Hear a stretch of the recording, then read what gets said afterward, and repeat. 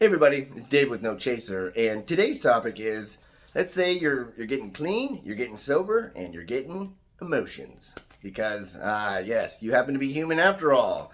Even though drugs and alcohol can kind of take away your humanity, when you remove them, all that starts coming flooding back, and man, is it fun.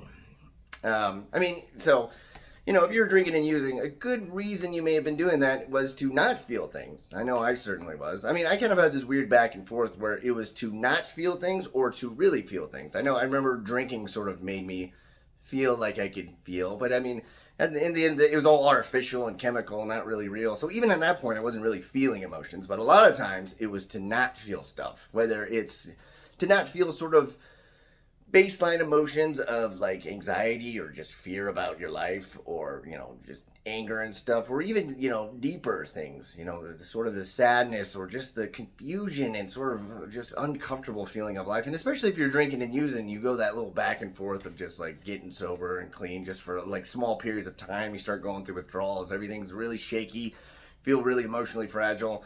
And so what I'm talking about here today is when you've been off for a considerable amount of time. Considerable is up to you. If you were drinking and using for, years, decades, you get sober. A month is a considerable amount of time. Or it could be, for a couple of months now. But usually for me, in my sort of pattern, I go through the acute withdrawals, the real detox sort of thing, and then I go about my life, and I don't have my coping skill, my blinky, my binky, which is, drugs and alcohol, and so I just have to experience it. No filter, HD, just all of it.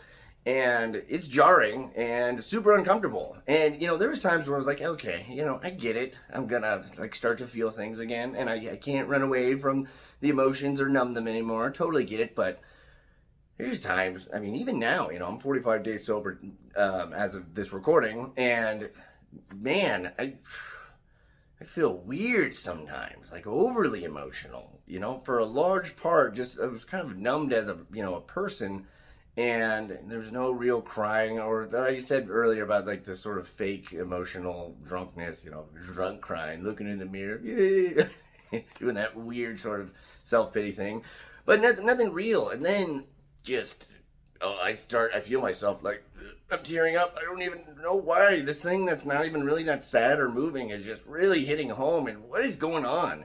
You know what? As much as I'm a dude and I don't like to cry, even though I know I should, but as much as I don't like that, the worst sort of like emotions coming to me is not maybe so much those deep ones, but like irritability, just getting super cranky. Just grumple stillskin, dude. Crankenstein.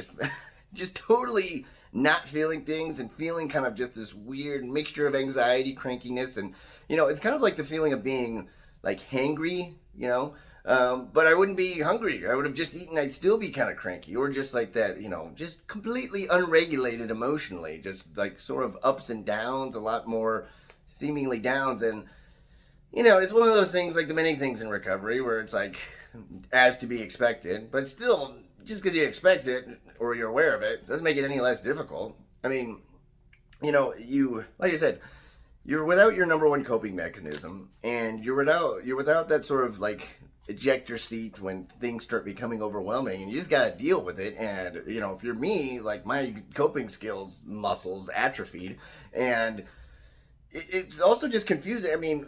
At times, like you said, about just the getting really emotional, really weird, or like, I would describe it sometimes as like going through like a second puberty, especially if I'd kind of been on and off with relapses and stuff. So, where I'm at now isn't too bad, but I remember like drinking just for days, all day, and then weeks and months, and then years, and then getting sober for after a long time. And that was just, that was truly like a second puberty, because one, I was already kind of lost, didn't really know who I was since I started this whole shebang, as you'd call it. I don't know, this whole affliction since I was like 15. And so I remember in my, we didn't really make it past a couple of months, and then something even, like long term, after just years of doing it kind of straight, coming back to that, and then just again really starting to feel your humanity, or sometimes not even your humanity, because it doesn't even seem to make sense, the emotions that you have. Like, it's not just really the intensity, it's sort of the spontaneity of it, where just things would come to me. I would just get like crazy angry. You know, the funny thing is like, you know, it's known as sometimes like, you know, angry drunks and stuff like that. I was never quite like that. I was more of like a sad monk, except not wise or anything. But you know, a little bit muted. Every once in a while, I could kind of freak out, I guess, just like, but always up here. So I was never really truly like an angry person. That didn't mean I didn't do my damage, you know, to others and my relationships. But I was like, I'm never really an angry person. And then the more sober I got, the more angry I became. I mean, partly because of that is because, you know, you start to care about things, and the weight of your, of your caring, you know, the really starting to have consideration for what's going on in your life, you know, actually things starting to matter, can make you more emotional. And again, this is not just like, this isn't kind of like a sort of bipolar thing where it's just super up and super down. I'm just talking about these weird sort of like bottle rockets that just kind of shoot through you at times, where you're just like, where did that come from? You know, snapping, like, you know, getting snippy, or just getting, again, the emotion is the key word too. Because I'm someone, I deal with depression, and you know, my depression actually started before I started using drugs and alcohol, kind of at a young age, but that's its own kind of thing, you know, especially clinical depression, where it's almost more physical, like in a sense, it's just sort of this tired emptiness. But you know, getting sober and clean is not that. It's very emotional. You know, partly like I would describe my depression as kind of unemotional sadness. Again, sort of this hollow feeling, but that was of course hard to deal with. But then dealing with like actually being emotionally, it feels out of sorts. And I was kind of always of the ilk. I always kind of had in my brain, molded in my mind, you know, that the more emotional you get, the more out of control you are, which is, I mean, very true in some instances. But it was just like all just any sort of emotions that I'd start to get that were just of a high intensity just seemed to leave like a bad taste in my mouth, and I just would feel kind of like, you know, unregulated and out of control. And again, one of the biggest things is that there was like nothing really to do about it, or I felt like there wasn't, because the thing that I always do, I was no longer doing, and you know, like tempering that with chemicals. And I know this is part of it. Usually, a lot of things come back to this: is pause with the post-acute withdrawal syndrome, whatever. And you know, that's part of emotional, you know, irritability, emotional deregulation, and stuff like that is a part of it. But I think it's just also, again, it's just part of being a person that had so much stuff held back. And this is not even getting into like really deep stuff where, you know, you've had things like trauma in your life, and that is, you know, may have been like repressed for such a long time.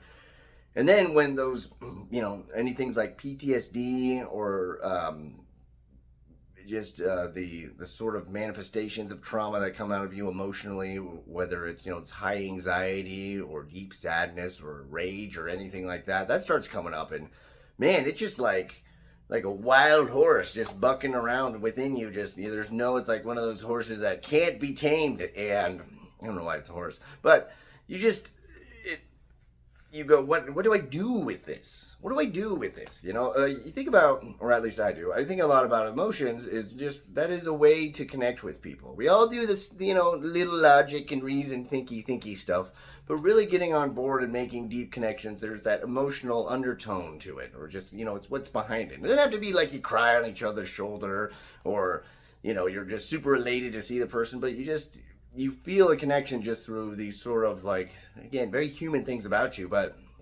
getting clean and sober, it kind of just, like I said, it's like the way I describe it, it's just like a bottle rocket, just this flare of stuff that, you know, it could be like, you know, for a long time I was like, I don't get people that have road rage. I don't have road rage. It turns out I might have a little bit of it. But, you know, and as far as like, again, the difference between depression and things like that, just the emotional sadness. Yeah, you know, watching some sad video on YouTube, I'm like, dude, am I really about to cry over this? And it's the one thing I tried to think about was like, this is a good thing. I know you don't like it. It's super uncomfortable, but it's good. This is like, right? Isn't this partly of what you're doing? To not be just this vacant person anymore, to really be present in life. And in my head, I'm like, but I want to be present my way. I want to still be under control of everything, and I want to be, cool and stoic and all that type of stuff. But man, it's just been like, dude, we've been holding this stuff back for too long, or you've been dealing with it so poorly that now you don't have the dam, and it's all coming back, and it comes in, like randomly, and the unexpectedness is also another thing that makes it kind of difficult to deal with, because it just feels like you don't even, or at least I'm not even quite sure why I'm feeling the way I am feeling sometimes. Like really doing that, like, I've done this like little like DBT journal thing that I just, I keep checking in, and there are so many times where I was just like, all right, how am I feeling? And I'm part of me is just wants to write something, but I'm like, I don't even really know. I don't think I feel too bad, but I don't feel too good. I don't really know what I'm feeling, or just getting flustered, and I write the reason why. I'm like, well, that doesn't make any sense. It's this all part of the process. This is the healing process, folks. And one of the big reasons to stay clean and sober is just like, if you don't like this stuff, don't go through it again, which yours truly has done many times. So I'm going good now. And anybody else out there, if you're still in the cycle and everything, my heart goes out to you. I just hope that, you're safe and you can maybe find your way through, or just some solace in something. I don't know. If you're on the wagon, or, you're clean, sober, and you're early in recovery, keep going. Props to you. And if you're long-time recovery, also keep going, If you're just watching this because you're curious, or you're like, what are these people all about? Thank you for watching. I got links to the podcast I co-host with another friend of mine, a book that I wrote. There's also a link in a way to get it for free or through Amazon. And just also the confidential email, part of this No Chaser channel. If you ever want to send in for something, just say what's up. I don't know. Other than that, be well.